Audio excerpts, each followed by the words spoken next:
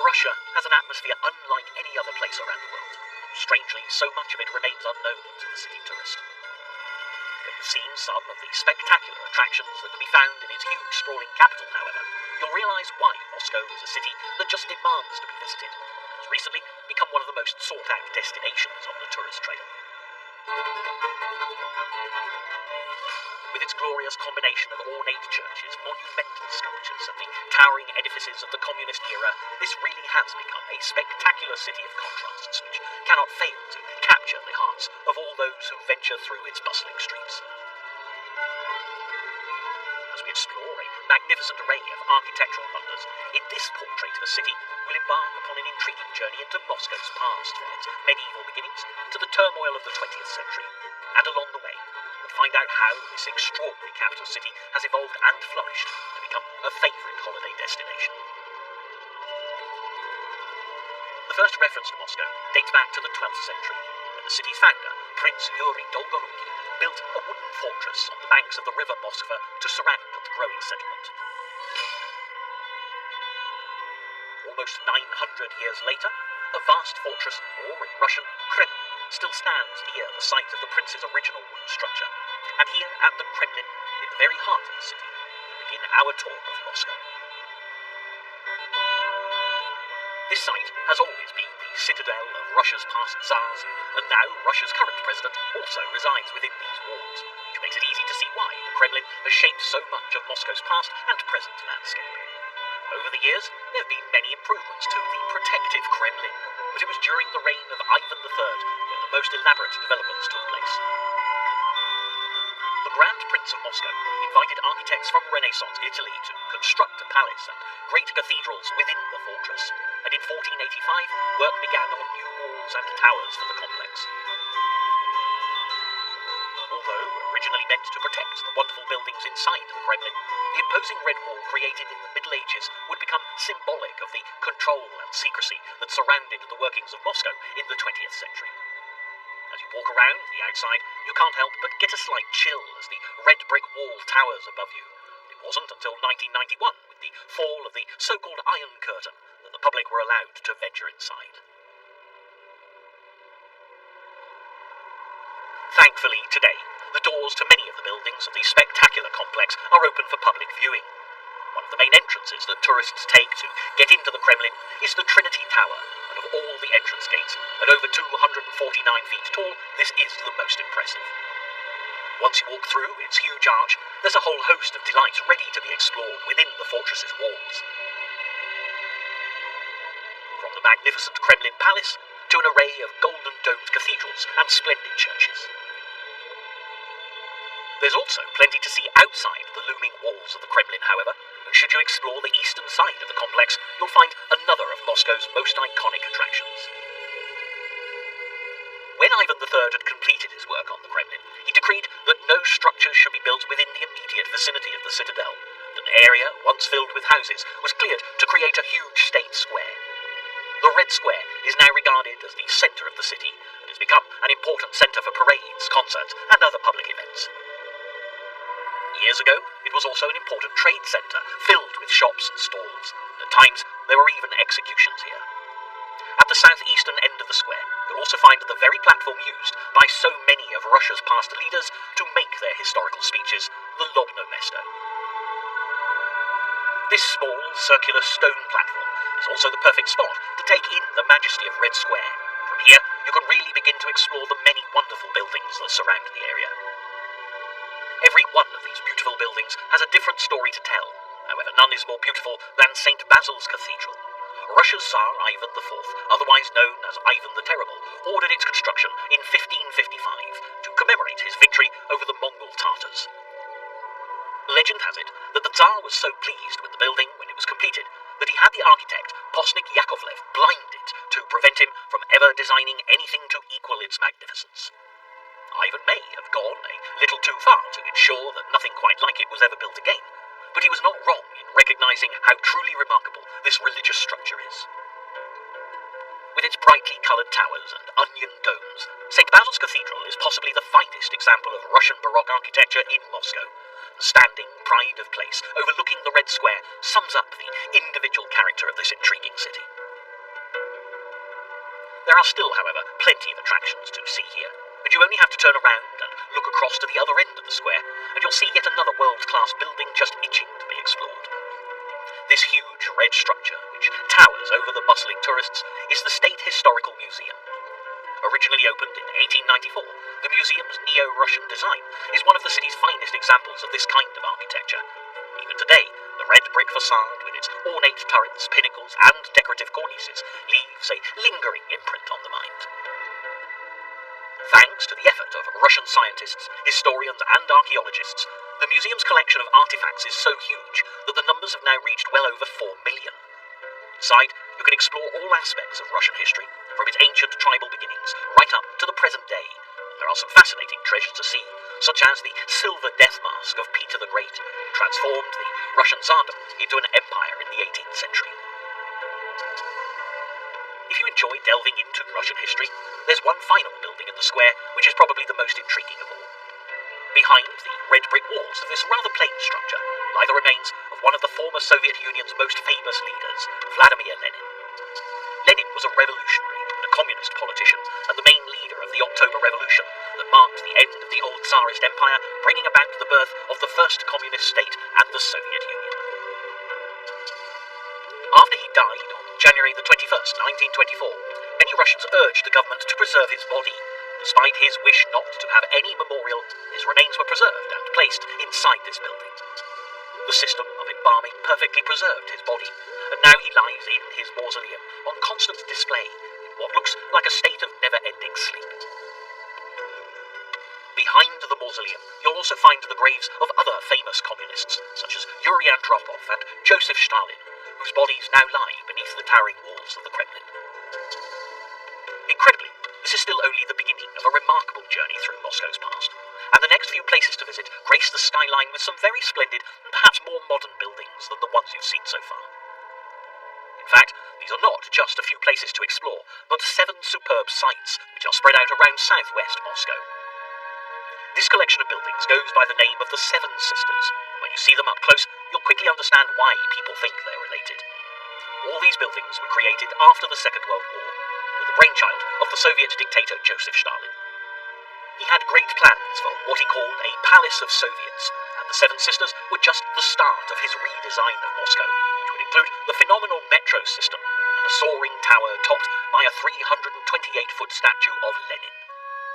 The tower with Lenin was never completed, however the Seven Sisters were, and are now the signature buildings of what is known as the Stalinist Gothic style.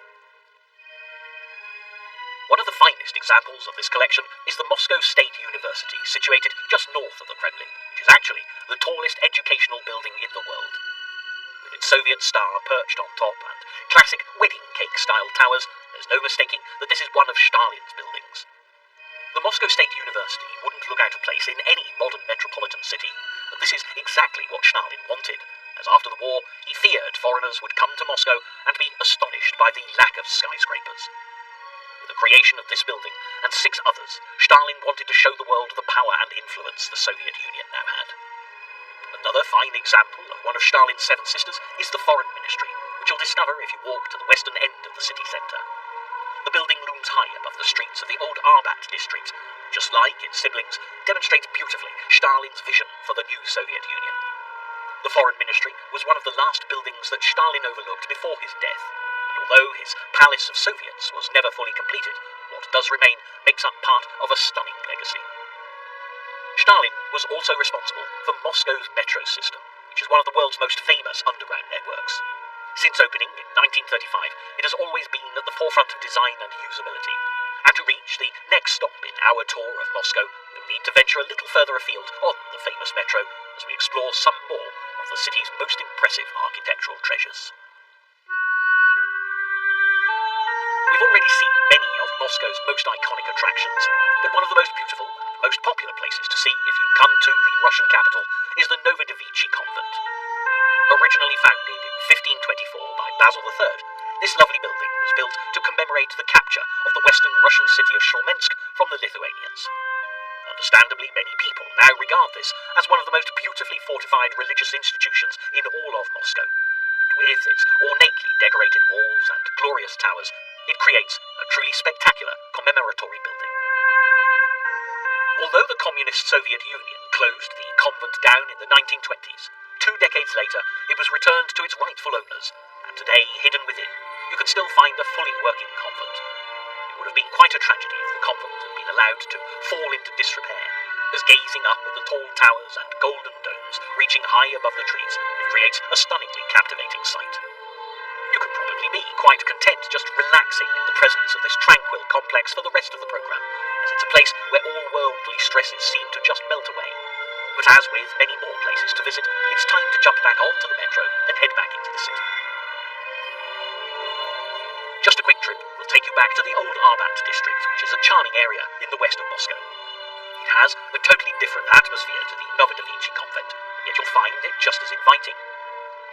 Very much like Covent Garden in London or Montmartre in Paris, the old Arbat is an area alive with bustling shoppers, stalls and street artists, and just as in similar areas around the world, this was where the writers, poets, artists and intellectuals of the city once lived and worked. If you have time, you may like to delve a little deeper into the fascinating history of this area, and as many of the houses here once belonged to some of the most cultured residents in Moscow, you'll find an array of interesting museums to explore. The most famous, and surely the most intriguing of these, would be the home of the great Russian author and poet Alexander Pushkin. With its striking white and blue facade, there's no mistaking this museum, as Pushkin's house is probably one of the least Russian-looking buildings in Moscow, and wouldn't look out of place in a fine Georgian street in London. However, this is Moscow, and although the architecture is not classically Russian, the experience really is. Pushkin rented this elegant house in the 19th century and lived here with his new bride, Natalia Goncharova, one of the most talked-about beauties in Moscow at the time. Sadly, the marriage didn't end happily. Pushkin discovered his beautiful wife had a lover, and after challenging his competitor to a duel, was fatally wounded in 1837. Nevertheless, the spirit of Pushkin is kept alive within these colourful walls, and the house pays true homage to the life and works of the talented writer. Travelling back towards the River Moskva and leaving Pushkin and the colourful streets of Old Arbat behind will take us to another of the city's most impressive landmarks. And while Pushkin's house is fascinating to explore, the architecture of this building will really take your breath away. Just a few blocks west of the Kremlin stands the stunning white and gold Christ the Saviour Cathedral, outshining everything else around, and the sparkling golden domes that reach high into the sky help to make this the tallest Eastern Orthodox church in the world. This is in fact a very new church, which was built to replace the original, which was destroyed in 1931 by Joseph Stalin. The Soviet dictator had chosen this spot to be the place where a great monument to socialism would be erected, so he blew up the old cathedral to make way for it. Due to the outbreak of war, and then lack of funds, the work on the new monument was never started, and finally, in the 1990s, it was decided that the cathedral should be rebuilt. As we can see, the designers and builders worked extremely hard to create this truly astonishing building, which has succeeded in outshining the original by far.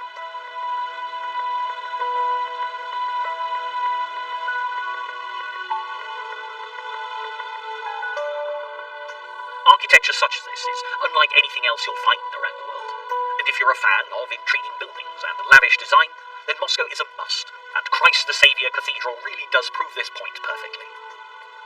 Although the cathedral is perhaps one of the most beautiful buildings in this area of the city, there's one monument along the river competing for attention, which you'll find almost impossible to miss. This towering homage to Peter the Great utterly dominates the skyline, and at nearly 100 metres, this immense piece of art is one of the tallest statues in the world. It was created by the controversial artist Zurab Tsereteli in 1997 to commemorate the 300th anniversary of the Russian Navy. However, the attitude of Muscovites to the statue is far from favourable, and some have gone to the most extraordinary extremes to remove the colossal bronze ship and Tsar from the cityscape, even attempting to blow it up. As well as complaints about the sheer size of the statue competing with the other buildings along the river, many are critical of its presence in a city which Peter the Great, the founder of St. Petersburg, was famed to hate. If you'd rather visit something a little closer to the hearts of the Muscovites, it's worth heading off to Moscow's best museums to uncover some of the city's hidden gems. One of the finest museums in the city is without doubt the Pushkin Museum of Fine Art, which can be found just opposite the Cathedral of Christ the Saviour on Volkhonka Street. Originally founded at the end of the 19th century, there really is no missing the museum's beautiful pillars and sweeping driveway. what is housed inside is just as unforgettable. The Pushkin Museum is home to Moscow's largest collection of European art, and was the idea of Professor Ivan Tsvetaev who persuaded the young millionaire Yuri Moltsov and the talented architect Roman Klein of the urgent need to give Moscow a world-class art museum. Tsvetaev must have been a persuasive man, as by 1898 plans for a lavish art museum were underway, and the combined efforts of Moltsov and Klein succeeded in creating this fabulous building, which was finally completed 14 years later. If you step inside, you can explore an array of delights from Roman, Greek and Byzantine antiquities to Gothic and Renaissance works, and a whole host of other masterpieces by world-famous artists such as Rembrandt and Van Gogh, among many others. You may, however, be a well-seasoned traveller who's seen a great deal of worldly masterpieces. If this is the case, you might prefer to enjoy some more of Moscow's outdoor pleasures.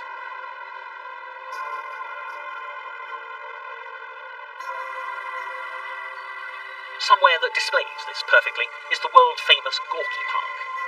This extraordinary area was originally opened in 1928, and it brought together two existing open spaces in order to create a huge 300-acre site that sits right on the banks of the Moskva.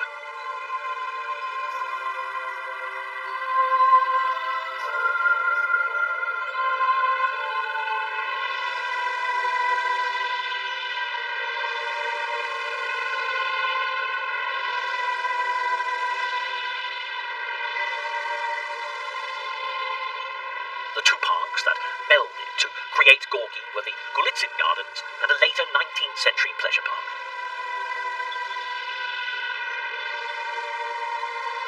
Because of the two very different types of park that went into making Gorky, it meant that it had the best of both worlds, entertainment and rides for the children, and wooded walks and floral borders for the adults.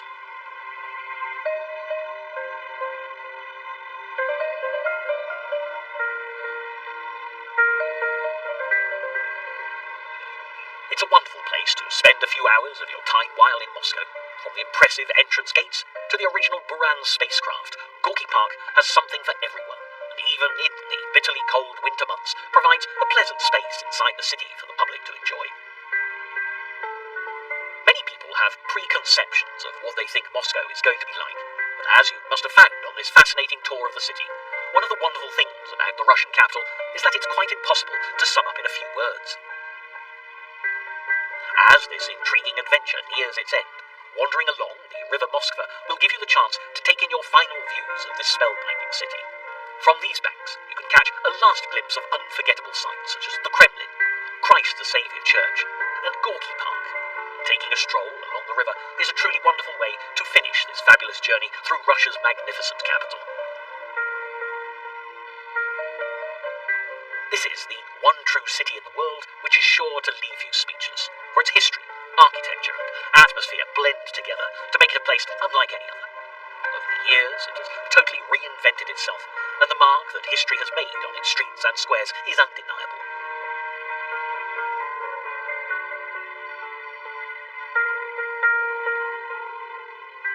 From an empire of tsars to a city hidden behind the Iron Curtain, a unique and extraordinary capital has been created, full of breathtaking wonders just waiting to be discovered. Today, with its each and every delight revealed for the world to see, Moscow is undeniably one of the most captivating destinations in Europe.